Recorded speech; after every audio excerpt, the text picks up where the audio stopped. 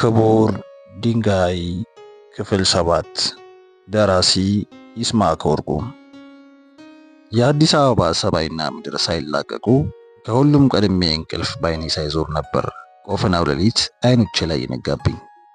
ሰው እያለሁ የውሻ ቅምጥ የተቀባ ሰው እንቅልፍ ባይኑ አይዞርም ሲባል የሰማሁት አፈ ታሪክ እውነት ሳይሆን አይቀርም።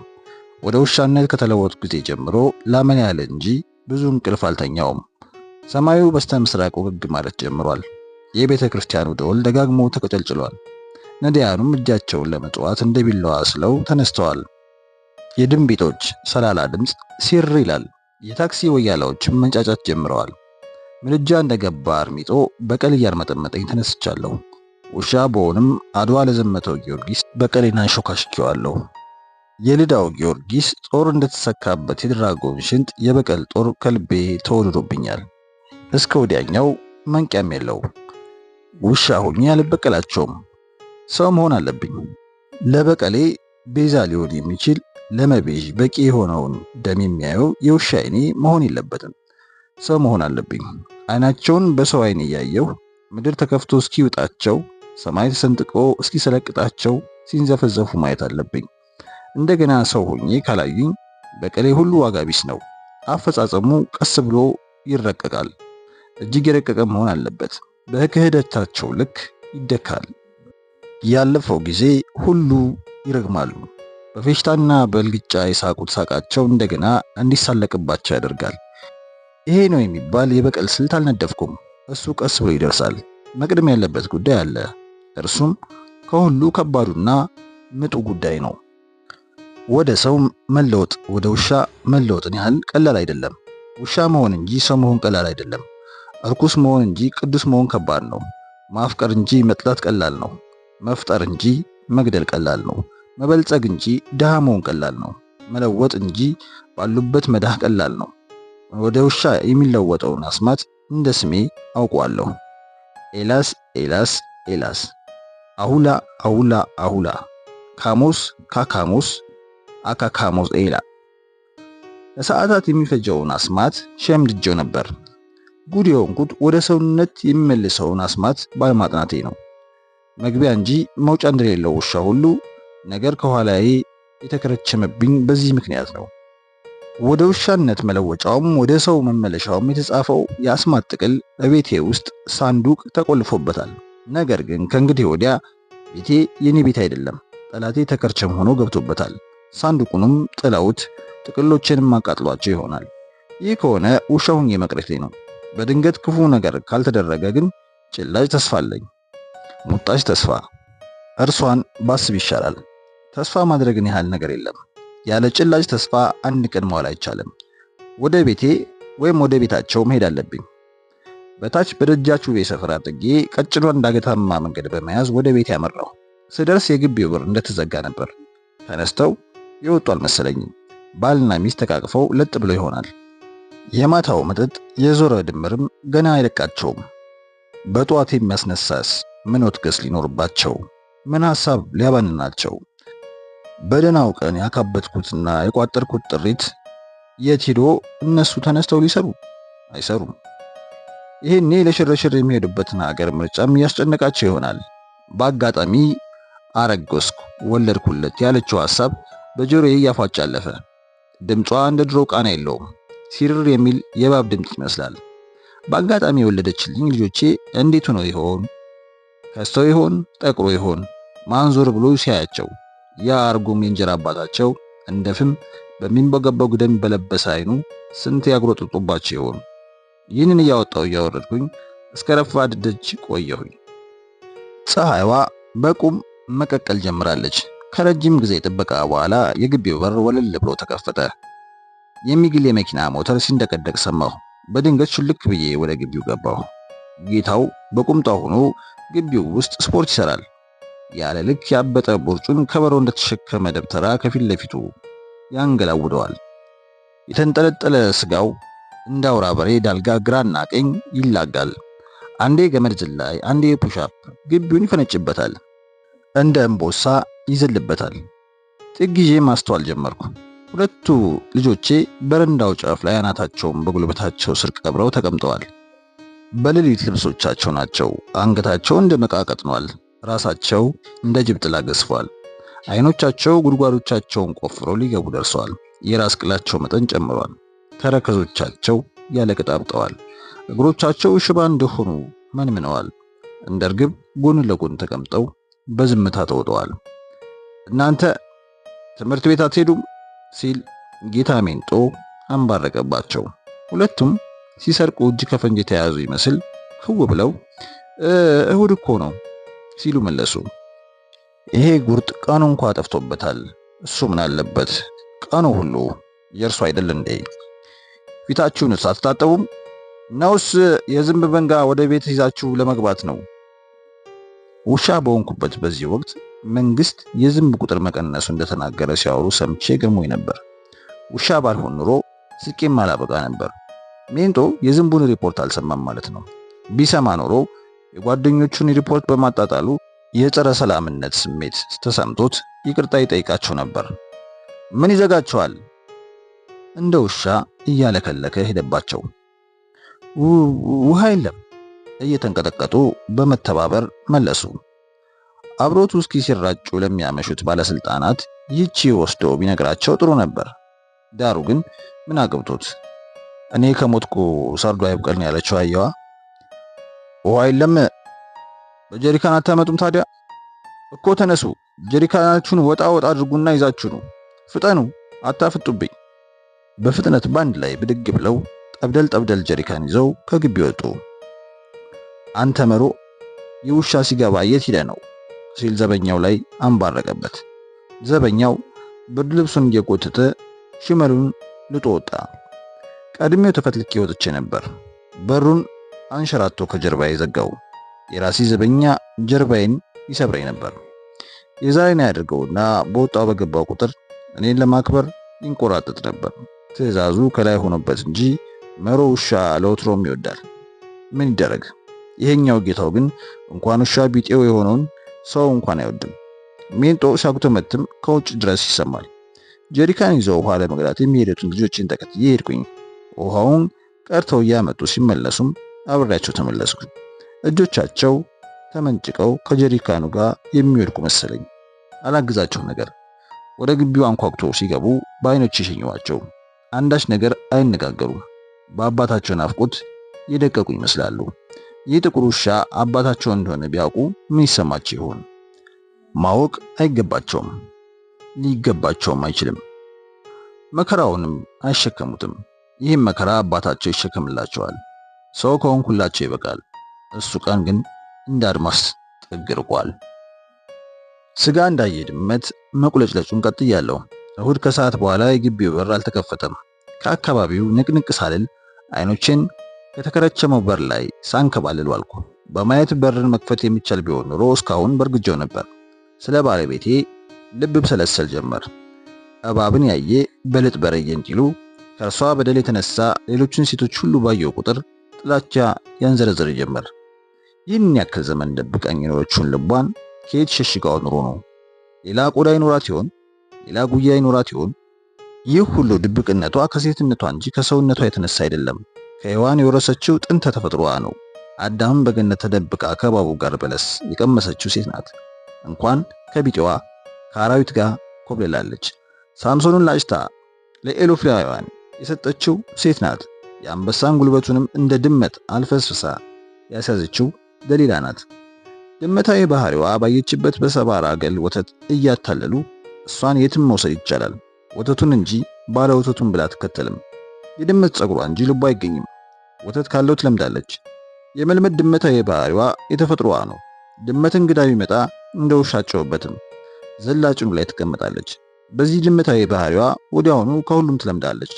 ሌላ ሻል ያለ እንግዳ ቢመጣ ዘላ ስትሰፍር ቅጭም አትልም። ወንድ ግን ውሻዊ ባህሪ ነው ያለው። ለለመደው እንጂ ላለመደው ጅራቱን አይቆላም። እንግዳ ቢመጣ ሊናከስ ያዙኝ ልቀቁኝ ይላል። እስኪ ለምደው ይጮህበታል። ከለመደው ግን እስከ ወዲያኛው አይረሳውም። ወንድም እንደዛው ነው። ለመልመድ እንደ ውሻ ጊዜ ይፈጅበታል። ከለመደ ሕይወቱን እስከ መስጠት ይዘልቃል። ሴት ሽንፍላ ናት። ታጥባ የማጠራ ሽንፍላ። ሽንፍላን አጥቦ የሚያውቅ ያውቃታል። ሽንፍላን አጥቦ የሚያጠራ የለም። ጠራ ተብሎ ሲተው በሌላ ጎኑ ማህደር ጉድ ይዝረከረካል። በወዲህ ሲገለብጡት ደግሞ ሌላ ነው። ከወዲያ ሲገለብጡት ሌላ። የሴቶች ልብ 4 ቻምበር ክፍል ብቻ ያለው አይመስለኝም። ሐኪሞች እንደገና ሊመረምሩት ይገባል። 99 ክፍል ያለው ይመስለኛል። በአንዲት ቅጥበት 99ንም ያሰሩታል። በእያንዳንዱ ክፍል 99 ሰውና ፍላጎት ያጉሩበታል። እንደ ድመት ፀጉራቸው ለስላሳ በመሆኑ ለመዳሰስ ያጓጓሉ። ሲዳስሷቸውም እንደ ድመት ያንኮራፋሉ።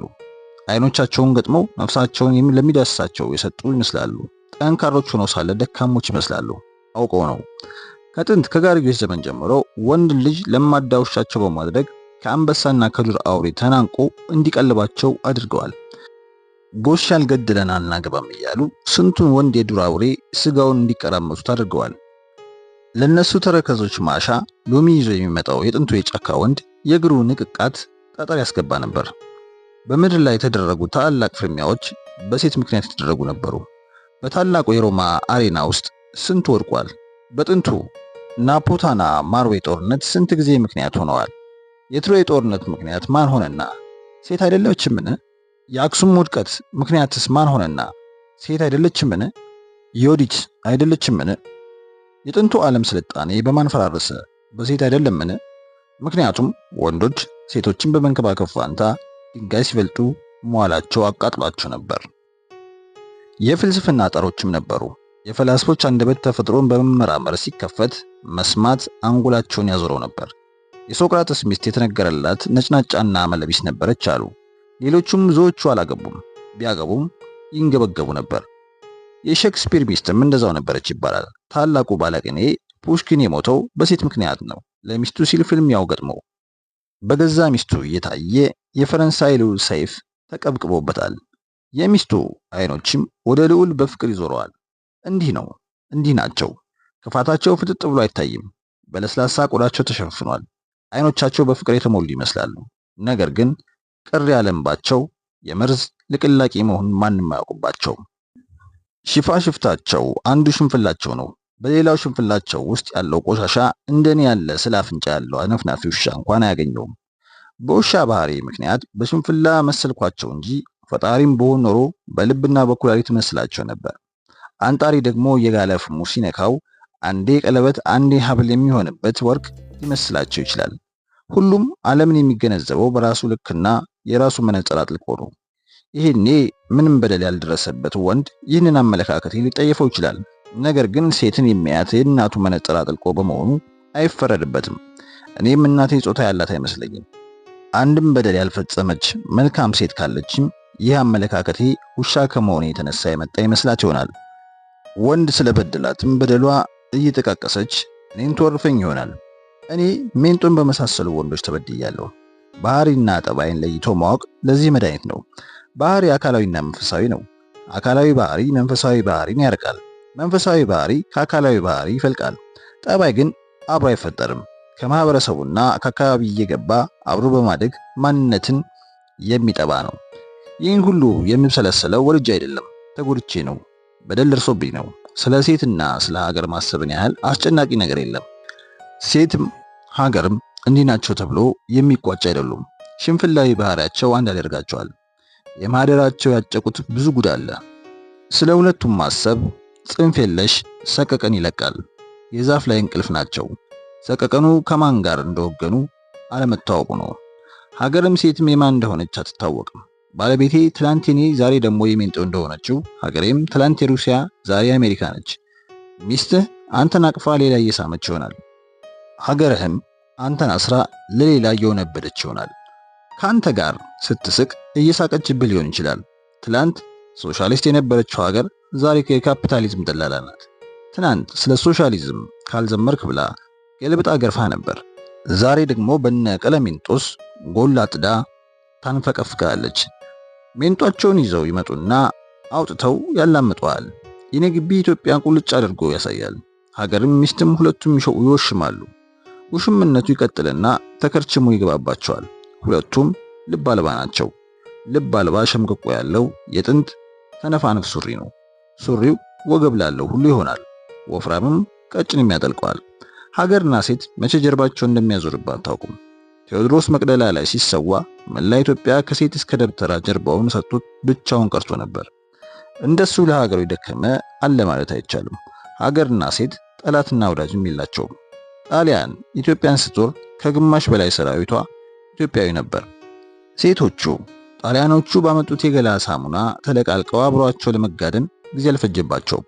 ጣሊያን ባይገሰግስ አርጩሜ ባይመጣ ማን ያለብስሽ ነበር ሽንሽንና ፎጣ የምትለው አንድ ጎኗ ስብከት አንድ ጎኗ ፍትወት የሆነች ዘፈናቸው ውሻ በመሆን ትረሳለች እንዴ? ሀገራችን ገመናዋ ብዙ ነው። ሩሲያዎች ሀገራቸውን አባት ሀገር ብለው መሰየማቸው ሞኝነታቸውን ያሳያል። አባት ሀገር ቢሆን ኖሮ እንደዚህ አይሰነጣጥቅም ነበር። አሁን ገሚሱ ካዛኪስታን፣ ገሚሱ ኡዝቤኪስታን ነው። መልከ ጥፉም በስም ይደግፉ እንዲሉ ስሙ የአባት ይሁን እንጂ ሀገራቸው ውስጡ እናት ሀገር ነበር። የእናት ሀገር ልቧ በዚህ ቢይዙት በወዲህ ይሾልካል። እናት ሀገር ኢትዮጵያም ገሚሷ ኤርትራ ሆኗል። የነገውን አናቅም። የትናንቷ እናት ሀገር ከግብጽ እስከ ማዳጋስካር ከኑቢያ እስከ የመን ነበረች። አሁን ግን 4 ኪሎ እንኳን የራሷ ለመሆኑ ያጠራጥራል። ኦጋዴን ውስጥ ባሩድ ይሸታል። ጋምቤላ ውስጥ ጥይት ያፏጫል። በወዲህ እንደኔ ግቢ ተከርችሞ 4 ኪሎ ገብተው ይደነኩራሉ። ሜንጦ በሩን በመኪናው ጥሩምባ አስከፍቶ ወጣ። ጭራሽ ዛሬ ደግሞ የያዘው የኔን መኪና ነው። ጋቢናው ውስጥ ባለቤቱ ወይም ደግሞ ባለቤት ያለች። ወዴት ሊሄዱ ይሆን? ችክ ብለው ለብሰዋል። በልብስ የማይደበቀው ማንነታቸው ለኔ ብቻ ፍጥጥ ብሎ ይታያል። ይሄኔ ወደ ተከበረ ግብዣ እየሄዱ ይሆናል። ሰው ሁሉ ብድግ ብሎ ያስቀምጣቸዋል። ብርጭቆቻቸውም በክብር ያጋጫሉ። ሜንጦ የተቀባው ሽቶ አወደኝ። የኔ ነበረ። ይህ ውድ ሽቶ ፓሪስ ውስጥ ለጥንታዊ ጽሑፎች ምርምር በሄድኩበት ወቅት በስጦታ የተሰጠኝ ነው። አስገራሚው ነገር ያደረገው ውድ ከረባትም የኔ ነበረ መሆኑ ነው። በሀገራችን ባህል መሰረት የሙት ልብስ ለነዳያን መመጽወት ነበረበት። የወግ ዕቃ ከሆነ ጀግንነቱን ለማስታወስ ጦሩና ጋሻው፣ ሜዳው እና ጠመንጃው ነበሩ ቤት ውስጥ በክብር የሚቀመጡት። አንበሳ ገዳይም ከሆነ ቆዳው ግድግዳ ላይ ይንጠለጠልለት ነበር። እነ ሜንጦ ይህ ወግና ባህል መቼ ሲገባቸው? እነ በወዳደር ወግና ማዕረግ ገብቷቸው አቅም ለጅብ አጎዛ እንደማንጠፍ ነው። እንኳንስ ውድ ነገር ተቀምጦ አግኝተው የሰው ቆዳ ገፈው ቢለብሱ አይሰቀጣቸውም። የነሱ ያልሆነን ነገር የራሳቸው ማድረግን ተለማምደውታል። ውሻዊ ጸባይ ወደሚሄዱበት አንደረደረኝ። ተንቀሳቃሽ ነገር የውሾችን ትኩረት ይስባል። የመኪናው ጭስ እያጠነኝ ከኋላቸው እየጮኩ ተከተልኳቸው። ው ምን አለ ቀል ማውጣት ብችል ኖሮ። አይቻልም እንጂ ቢቻልም አኑሮ ከኋላቸው እየተከተልኩ ጉዳያቸውን ዘረዝረው ነበር። የመንደሩ ውሾችም እኔን ተከትለው የተንጫጩ ተከትሏቸው። 3ኛ ፖሊስ ጣቢያ አካባቢ የተሽኮተኮቱት ውሾችም ጩኸቱን ተቀላቀሉ። እዚህ ታሪካዊ እስር ቤት ውስጥ በግርፋት ከሚመረመሩበት ተጠርጣሪዎች ይልቅ በመኪናዬ ሽውልም የሚሉት ይያዙ ዘንድ ነበር ይህ ሁሉ የውሻ ጩኸት።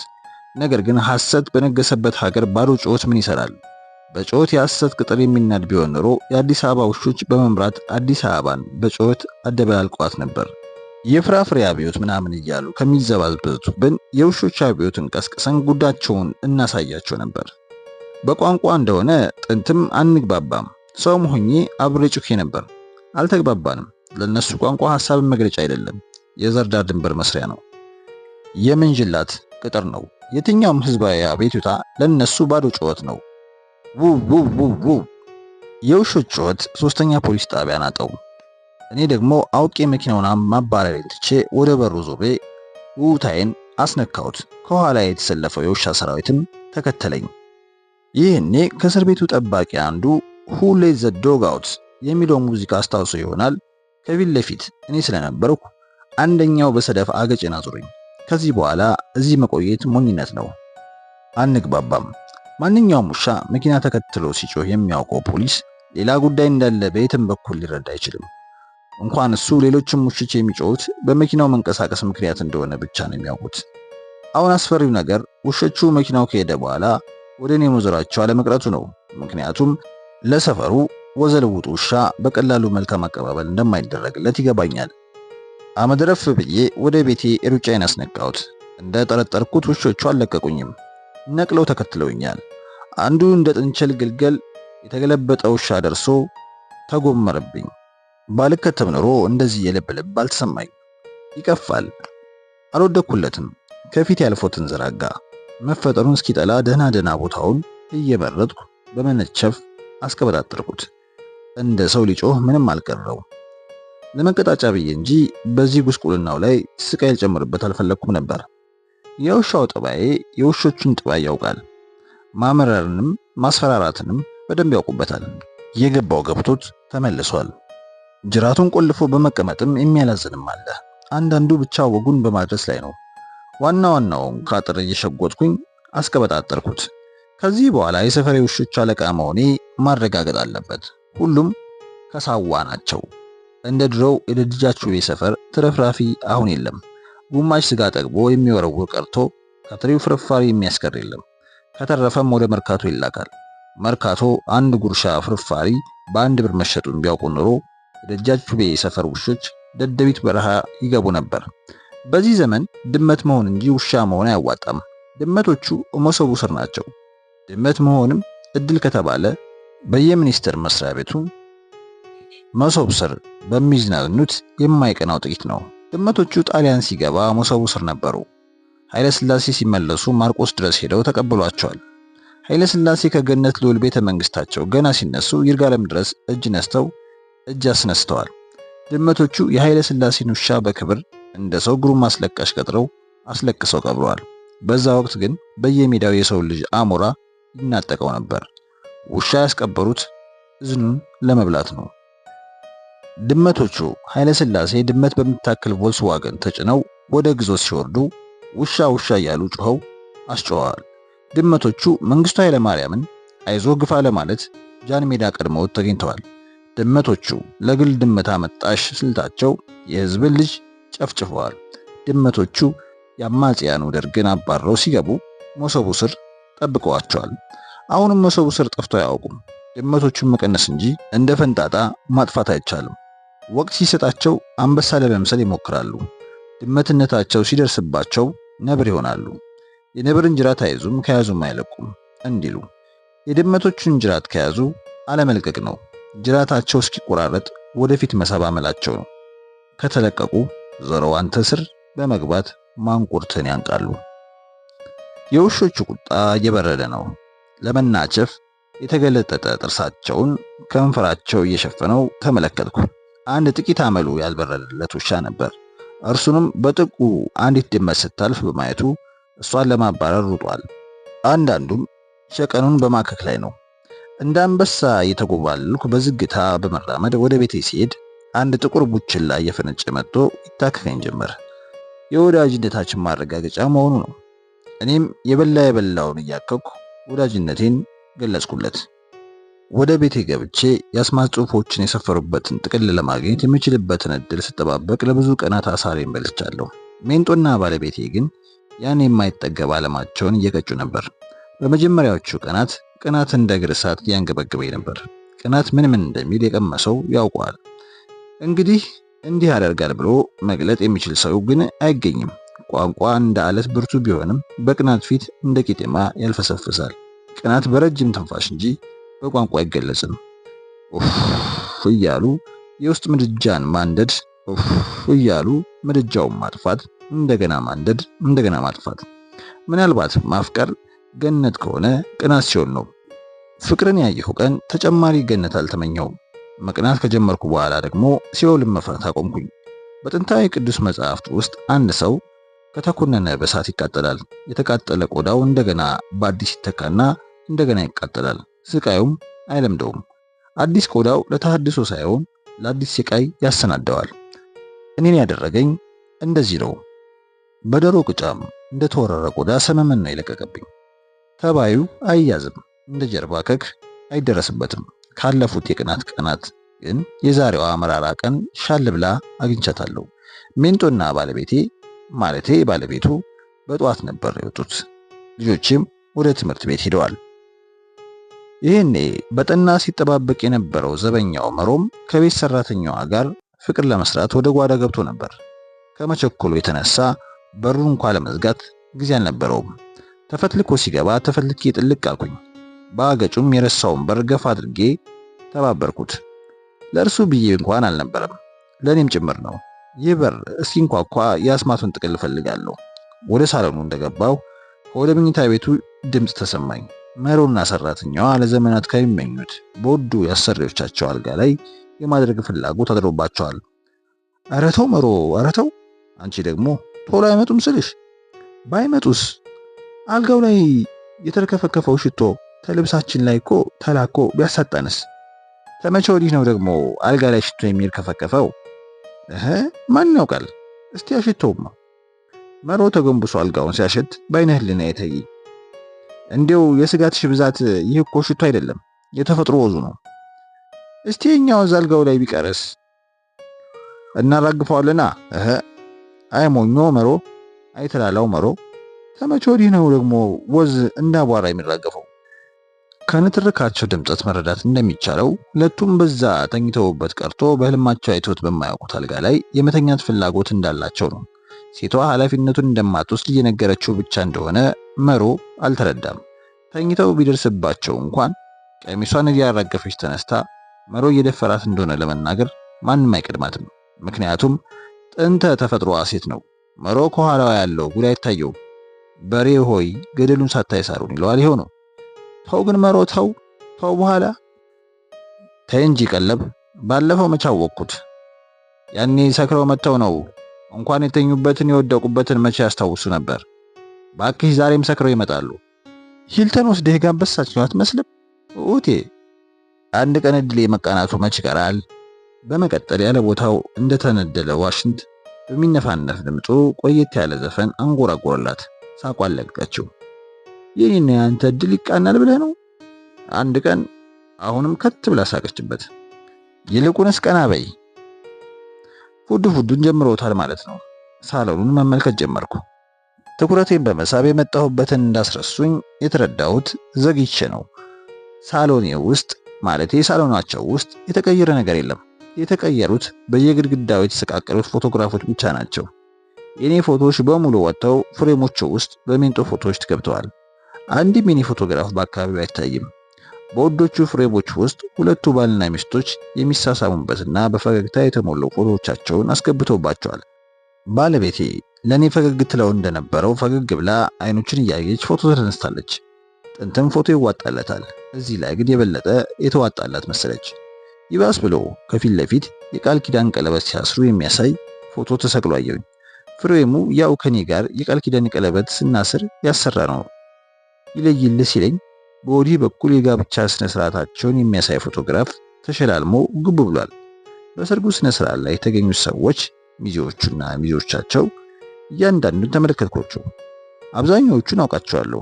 ከነሱ ውስጥ ለኔም ለሷም ሚዜ ሆኖ ነው አሉ። አጦለወለኝ። አይኖችን አንስቼ ሌላ ፎቶ ላይ ተከልኩ። ለሽርሽር ወደ ተለያዩ ሀገራት እንደዞሩ የሚያረጋግጡ ፎቶዎችን ተመለከቱ። በውቅያኖስ ዳርቻ አሸዋ ላይ ተንበልብለው ግልገል ሱሪያቸው ላይ አሸዋ ላይ ነስንሰው ፀሐይ ሲሞቁ፣ መርከብ ላይ ተንጠልጥለው ንጹህ አየር ሲሙቁ፣ የታይታኒኮችን ገጸ ባህሪያት ጃክና ሮዝ መስለው ሲሳሳሙ ሰለቸኝ። ከዚህ በኋላ እዚህ ማፍጠጥ ዋጋ ቢስነት ነው። ወደ መጽሐፍት ቤቴ ገባሁ። መጽሐፍት ቤቱን የሸረሪት ድር ወርሶታል። ጎብኝተውት እንደማያውቁ ያስታውቃል። እምክ ይሸታል። መጽሐፍቱ በግድግዳ ዙሪያ እንደተጠገጠጉ ናቸው። በቤቴ ውስጥ ካለው ንብረት ሁሉ ብርቁ ንብረት ይህ ነው። ይህ የተረሳ ንብረት ለነሚንጦ ንብረት አይደለም። ስለዚህ ረስተውታል። እሱም በእውቀት አይጠረጠሩም። እውቀት ለነሱ ጅሎች የሚናወዙበት እንቶ ፈንቶ ነው። እዚሁ ክፍል ውስጥ ያስቀመጥኩትን ሳንዱቅ ለመፈለግ አፍንጫዬን ትኩረቴን እኩል ስቀስር የመኪና ጥሩምባ ከውጭ ተሰማኝ። ቅስሜ ስብር አለ። ለመውጣት ስፈተለክ ከመሮ ጋር እኩል በር ደረስ። የውሻ አፍንጫዬ ዘሩን በትኖ እንደወጣ ጠቆመኝ። ቀልቡ የለም። የገዛ ሱሪው 2 ጊዜ ጠልፎ ጣለው። ሲቆልፎ ይፈታል።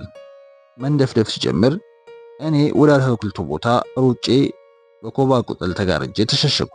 ልብ አላለኝም።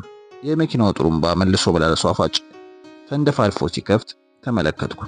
ሰራተኛዋ ቀለብ በጓሮ በኩል ቀሚሷን እያስተካከለች መጣች። ብዙ አልተደናገጠችም።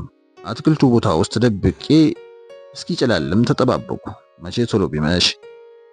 የጅብ ቀን አይመሽም የሚባለው ጅል የሚመሽ ቀንና የሚነጋ ሌሊት ስለሌለው ነው። ቀን የማይመሽለት ለጓጓ ሰው ነው። በዚህ ሁኔታዬ ቀኑም አይመሽልኝ። ጉጉቴ ጨለማውን የሚገፋው መሰለኝ። ለ3 ቀናት ያህል በአትክልት ቦታ ውስጥ ቆየሁ። ወደ ቤት ገብቼ የአስማቱን ጥቅል ለማግኘት በለስ አልቀናኝም። ደግነቱ አትክልት ቦታው የመጣ የለም። እውነቱን ለመናገር አትክልት ቦታው አቋርጦ ፈንደስ ፈንደስ የሚል ጥንቸል ሊሆን ትንሽ የቀረው አይጥ ይዤ በልቻለሁ። 2 ድንቢጦችን ይዤ ለቅቄያለሁ። አሳዘኑኝ። የመብላት አቅሙ አልነበረኝም። ድንቢጦችን ለቅቄ አይጡን ለመብላት የወሰንኩበትን ውስጣዊ ሞራል ከምን የመነጨ እንደሆነ ለማወቅ አልቻልኩም። አንድ ሌላ የማልሸሽገው ነገር ሞቶ ያገኘሁትንም ዶሮ በልቻለሁ። ፈንግል ይግደለው ወይ ደግሞ በራሱ ጊዜ ይሙት ወይ ደግሞ ሰው ያስደግምበት አላውቅም። በዛ ጥሩ የረሃብ ሰዓት ይህንን ለማሰላሰል ጊዜ አልነበረኝም። በላሁት፣ እስካሁን አለሁ። ቁም ነገሩ ይኸው ብቻ ነው። ከነዚህ ጥቂት የሚመስሉ ነገር ግን በአትክልት ቦታ ውስጥ ሳይሆን በሲኦል ውስጥ የተኖሩ ከሚመስሉ ቀናት በኋላ የዛሬዋ ምሽት ተሽላ አግኝቻታለሁ። የጓሮው በር ክፍት ነበር። ቀለብ ወደ መሮ የጥበቃ ቤት ገብታ መሽጋለች። አባወራዎቹም መኝታ ቤታቸው ውስጥ ገብተው ተቆላልፈዋል። በዚህ ሰዓት እኔን የሚሰማኝ እንደሌለ በመገመት በጓሮ በር በኩል ሰተት ብዬ ወደ መጻሕፍት ቤቴ ገብቻለሁ። እንደባለፈው የቤቴ መለወጥ በመቃኘት ጊዜ ማጥፋት አልፈለኩም። ለምን እንደሆነ እንጃ ከባለፈው ይልቅ ድንጋጤ ጨምሯል። ሜንጦ ጣራው እስኪነሳ ድረስ ያንኮራፋል። ቢሆንም አንዳች ነገር ከኋላዬ እየተጎመረብኝ የመሰለኝ ብትት ብትት በማለት ላይ ነኝ። ወደ ሰውነት የመለወጥ ጉጉቴ እየጨመረ በመምጣቱም ሊሆን ይችላል። አጥብቆ መጓጓት የስኬት ጦር ነው። ከመጓጓት ይልቅ እንደሚሆን ማመንና መጣር ነው የስኬት ቁልፉ። ብዙ ሰዎች አጥብቀው ከመጓጓታቸው የተነሳ ኢላማቸውን ሲስቱ፣ ስንዝር ሲቀራቸው ተንደፋድፈው ሲወድቁ ሰው ያለው ተመልክቻለሁ። የሜንጦ የማንኮራፋት ለእኔ ፍለጋ ድጋፍ ሆኖኛል። ከቤቱ ውስጥ የኔ ኮቴ ከእርሱ ማንኮራፋት ጋር ሲነጻጸር የትንኝና የጅብ ጮሆት ያክል ይራራቃል። ሜንጦንማ ያንኮራፋ እንጂ ምን አለበት? በደህና ጊዜ የሰራሁትን ሁሉ ወስዷል። በቁሳቁስ ለሚያምኑ እንደርሱ ላሉ የዘመኑ ሰዎች የሚበቃውን ሁሉ ከኔ አግኝቷል። ያንኮራፋ። ሀብቴን ብቻ አይደለም ሚስቴንም አቅፎ ተኝቷል። ያንኮራፋ። እንደርሱ ጌታ ማን አለ? ጌታ ቀለሚንጦስ ያንኮራፋ። በየጥጋ ጥጉ ሳንዱቁን መፈለጌን ተያያዝኩት። ከወዲያ ወዲህ እያንፈገፈኩ ስወራጭ በጥግ በኩል የተከመረውን የመጽሐፍት ክምር በማንኳኳቴ ተንዶ ወለሉን ሞላው። እህል ውሃ ያለቀ እስኪመስለኝ ተርበተበትኩ። ለጥቂት ደቂቃዎች አድፍጬ አዳመጥኩ። ማንም አልሰማኝም ነበር። ከተከመረብኝ የመጽሐፍት ናዳ ውስጥ ተፍገምግሜ ወጥቼ እንደገና ማነፍነፌን ቀጠልኩ። ከመጽሐፍት መደርደሪያው ጀርባ የተሸጎጠ ሳጥን ስመለከት ተንደርድሬ ሰፈርኩበት። ሳጥኑ ተከፍቷል። ይህ ሳንዱቅ ነበር የአስማት ጥቅሎችንና አንዳንድ ጠቃሚ መዝገቦችን የማስቀምጥበት። ሳንዱቁ አፉን ከፍቷል። ምናልባት ቆልፌ ያስቀመጥኩት ገንዘብና ወርቅ ያለ መስሏቸው ከፍተውት ይሆናል። ያሰቡትን ሲያጡበት መልሶ ለመቆለፉ እንኳን ጊዜ አልነበራቸው። የቤት ካርታዎችን፣ የባንክ ደብተሮችና ቼኮችን ወስደዋቸዋል። ጥንታዊዎቹን ጥቅሎች ግን አልነኳቸውም ነበር።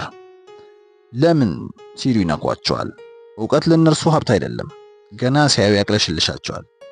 ከነዚህ ጥንታዊ ጥቅሎች ውስጥ ወደ ተለያዩ ፍጥሯን የመለወጫ ጥበብ የተከተበበት ይገኝበታል። ለጊዜው የሚፈልገው እርሱን ነው።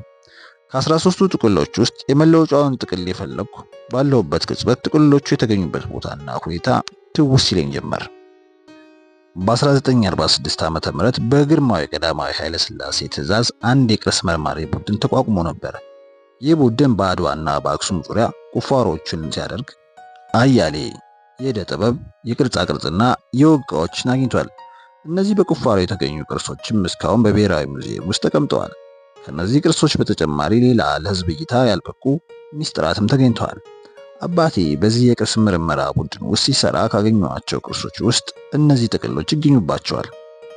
በወቅቱ እኔ ለአቅመ ሚስጥር ባለመድረሴ ለረጅም ዘመናት በመኖሪያ ቤታችን ውስጥ መሬት ቆፍሮ አስቀምጧቸው ይኖር ነበር። ሆኖም የድብቁን ዓለም ሚስጥር ለመማር አባቴ አጥብቆ ይገፋፋኝ ነበር። በእርሱ ግፊት መሰረትም ትምህርቴ ሁሉ የጥንቱን ዓለም መመርመር ላይ ያተኮረ ሆኗል። አርኪኦሎጂን በጀርመን ሀገር፣ አንትሮፖሎጂን በፈረንሳይ ሀገር፣ ፊሎሎጂን በእንግሊዝ ሀገር እንደማር ተልኬያለሁ። ከዚህ በበለጠ ጊዜን ሁሉ የሰጠሁት ግን የአስማትን ጥበብ ለመማር ነው። አባቴ አለቃ ዶሬ ከታዋቂ የሱዳንና የግብፅ አስማተኞች ጋር እንድተዋወቅ አድርጎኛል። ከዚህ በኋላ ያልዞርኩበት የአስማት ጥበብ ያለበት ሀገር አልነበረም። የበለጠ በሄድኩ ቁጥር የበለጠ እየሰበጥኩ መጣሁ። በጥንቱ በባቢሎን ምድር እስከ ፋርስ ባህረ ሰላጤ በመጓዝ የጥንቱን ዕውቀት ቀስሜያለሁ። ከጥንቷ ኑቢያ እስከ ግብጽ ድረስ ድብቁን ዓለም መርምሬያለሁ። በርካታ ከዚህ በፊት መልስ ያላገኘሁባቸውን በጥንቱ ዘመን እንደ ከፍተኛ ዕውቀት በአሁኑ ዘመን እንደ አሳፋሪ ውሸት የሚቆጠረው ጥበብ ለምን እንደጠፋ ከሰው ልጅ የታሪክ ሂደትና የሃይማኖት መስፋፋት ጋር በውል አጥንቻለሁ። በጥንታዊቷ ግብጽ በየዓመቱ የአስማት ውድድር አካሄድ ነበር። ኢትዮጵያውያን የአስማት ሊቃውንትም ለውድድሩ በየዓመቱ ይጓዙ ነበር። እነሱ የሚያሳዩትን የአስማት ጥበብ ለመመልከትም አያሌ ሕዝብ ይቁነጠነጥ ነበር። ከነዚህ ውስጥ አንድ የአኪላስ የተባለ ኢትዮጵያዊ የአስማት ሊቅ በአንድ ወቅት ያሸነፈበት አስማት በታሪክ ተመዝግቦለታል።